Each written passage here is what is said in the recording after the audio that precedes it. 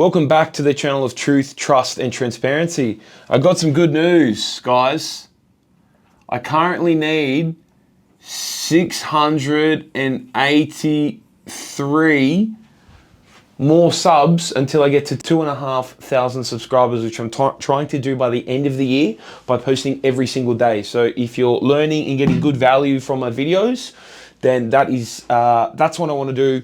If I need to earn your sub, let me know, ask me a question. But yeah, appreciate it, guys. At the moment, I got a very interesting comment from a person called My Property Path. I do not know very little context, but I'm going to break down a little bit of a plan that I've put together regarding this question. No high, nothing, just went in raw dogging it. Said property 1, debt 626, value 1 million, rent 700, subdivision potential, big backyard, joint personal. Basically gave me the details of the entire portfolio, all 5 properties. They said no PPR, boarding with family, 44 and 43 years old, 44 and 43. Family income is 200K. How do we retire in 10 years? Now, for all intensive purposes, when I've went through and run the numbers on this particular portfolio, I've just used the 5% interest rate because obviously interest rates coming down. A lot of people get them in the 5s. It's a nice round number. It's easy to calculate. But I went through and calculated a quick estimate on the cash flow. The self-managed super fund property, I made sure that was 6% interest rate. We'll take that out of it. But for the other ones, we're seeing about $30,000 in rent for those two. And these two properties here, $15,000. $15,000 negative cash flow. So the portfolio in itself is paying for and holding itself. But how do we get into retire? Now, the one big question that I had for My Property Path, the person that sent me in this comment, is we need to have, or you tell me, the PPR, the PPOR, the primary place of residence. There's no mention of this. There's mention of boarding with family members and no PPOR, but what is the plan with this? Can you, I don't know who you are. I don't know what the culture is. I don't know if you can live and board with your family forever.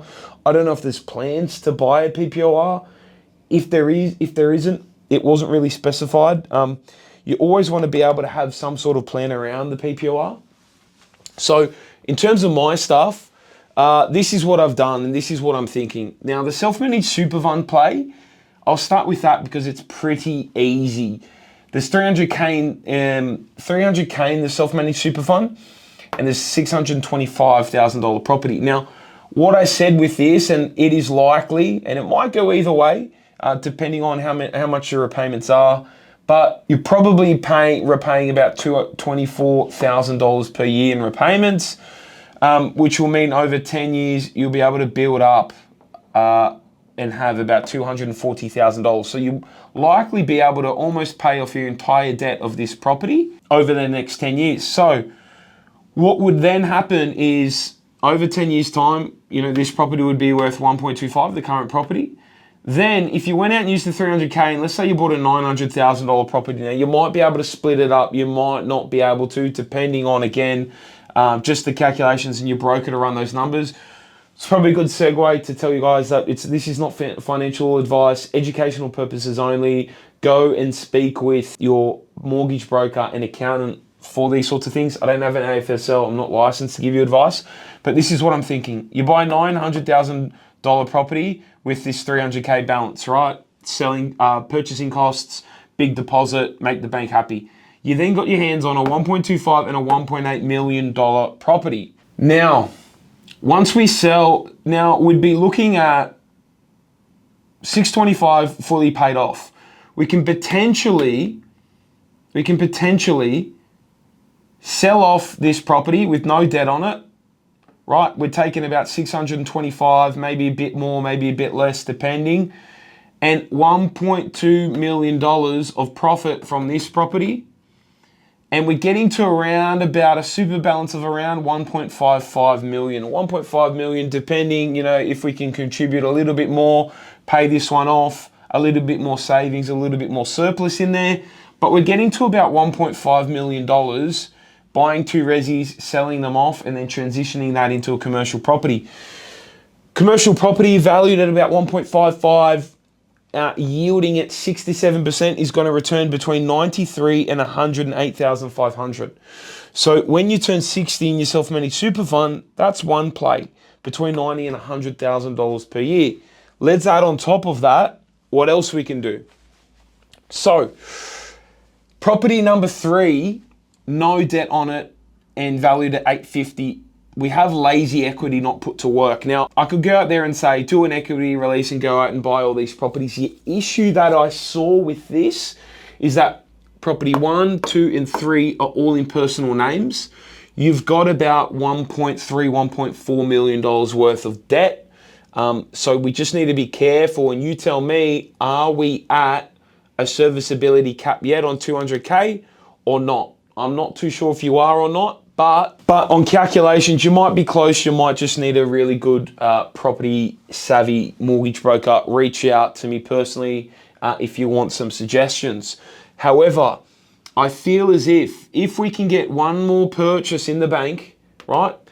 And this is going to be a property that we're going to leave for 10 years. We're going to purchase it for around 600 grand. We're going to borrow the equity out that we need. 600 grand purchase, that's what we're going to target with that. Now, that might be in a structure that allows us to do it. You tell me. 10 years time, it's worth 1.2. That will mean we have a cost base of about 680K. There's some purchasing price, there's some purchasing costs and selling costs. We make a 520K profit. And then we have $117,000 tax bill, and we come out of that for 403K. You're buying this as soon as possible, and then in year 9 or just before retirement, whether it be year 9 or year 10, that's when we're going to sell it. We're looking to sell this property here, and we're also looking to sell this property here. Now, this property here, you haven't given me the price that you paid for it, so I can't work out how much profit you'd make out of it when you sold it. You could have bought it for 100, you could have bought it for 800, not too sure, but if the debt's at 0, you probably bought it for very cheaply and it's went up in price, you've had it for a long time. Not too sure on the stories, but here's my thinking. My thinking is, you're clearing about 400K here. You can probably clear around 600K here on this property, meaning you would have $1 million in cash. Now, $1 million in cash here. You're on a $200,000 salary. Again, I don't know what you do for work. I don't know if that's going to increase, stay the same, whatever. But after tax, if you're both on, say, 100 grand, it means you're going to pull in an income of $140,000. 30% of that income is going to be $40,000. If you're boarding with your family, I'm going to assume that that's some sort of cheaper rent. So saving 30% of your salary for the next 10 years is something you need to be able to work towards if you want to retire in 10 years, right? 40 grand a year for the next 10 years means at retirement, you're going to have about $400,000 saved.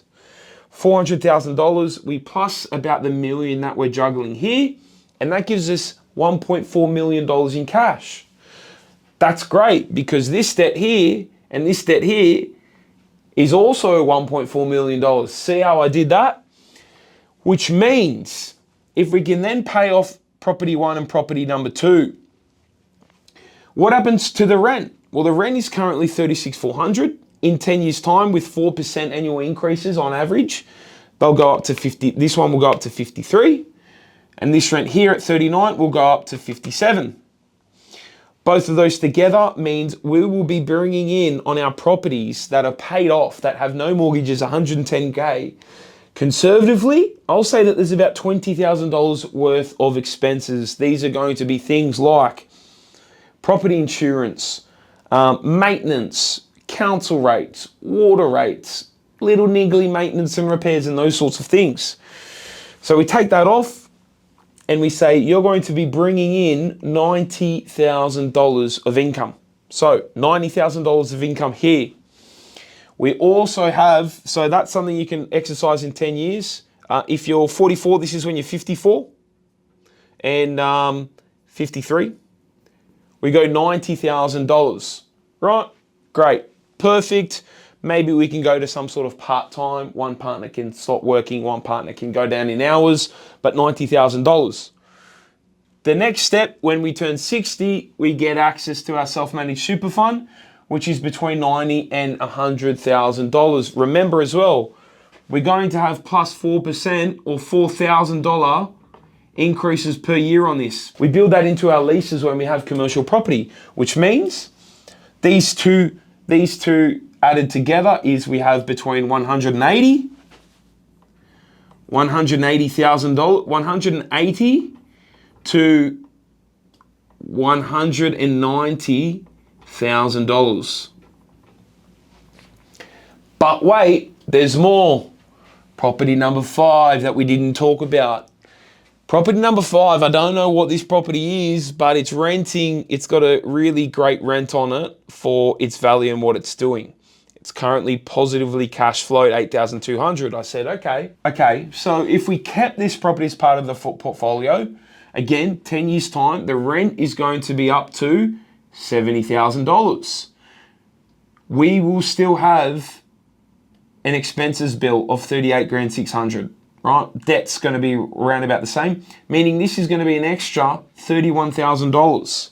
So we just went from 190 plus an extra 30 grand is anywhere between 210K to 220 grand. You might not use or spend all of that. So what you could do, and again, I don't know your living situation. I don't know if that needs to be rental now. We need to go into the rental territory, or you've got a PPOR up your sleeve. But what you can do, 210, 220, is then why don't we focus, maybe our lifestyle's costing us 150. Can we put 70, 80, 100 grand on this debt and pay it off then in 10 years? Because if we could, then we'd add an extra, 70 grand. We'd add an extra 60 grand on there. So it would be anywhere between 240 to 250, 240 to 250K. That's what you could do, or you can just let that run out and, pay for itself. You might be able to flick the repayments over to P&I and slowly pay that one out, as it goes. Next 30 years. Again, don't know the year that you bought it, don't know how much is left on it, but that's the situation, and that's what I could probably look at to do in your circumstance. Maybe if you had these in a little bit easier structure, we could go a little bit harder. If the income's going to increase or we've get that big cash injection, then all I would say is you add the property number 7 in here, you run the same race as 6, and then you use the profits to then pay off the debt in there, and then you'd have 3 fully paid off, and then your super commercial asset as well. So good balance of the portfolio there, because even if the commercial was empty, we'd have no debt on it, but we're mixed across resi and commercial. That's what I'd do in that particular situation. A little bit of thinking around this one, so I hope you guys appreciate it, and let me know any questions, thoughts, queries in the comments. As always, I'll see you guys tomorrow, but that is how I'm taking 5 properties and I'm retiring with $220,000 in the next 10 years. That's how we could do it in the next 10 years for the My Property Path guys. I hope you also got some value from that if you've got a similar sort of portfolio, or that, we can use that, or you can use some of that thinking. Again, not financial advice, educational purposes only. Take it to and speak with these ideas on what you've learnt today to people like your mortgage broker, or to your mortgage broker, or to your accountant. If you need a recommendation on any one of those, send me an Instagram DM at Davey Hamilton, and I'm happy to chat to you about it. I usually just ask a few questions about your portfolio, who you are, what you're looking to do, because I feel like brokers are horses for courses, and there's guys that I can recommend for people at different stages. So yeah, hope you enjoyed that one. See you guys tomorrow.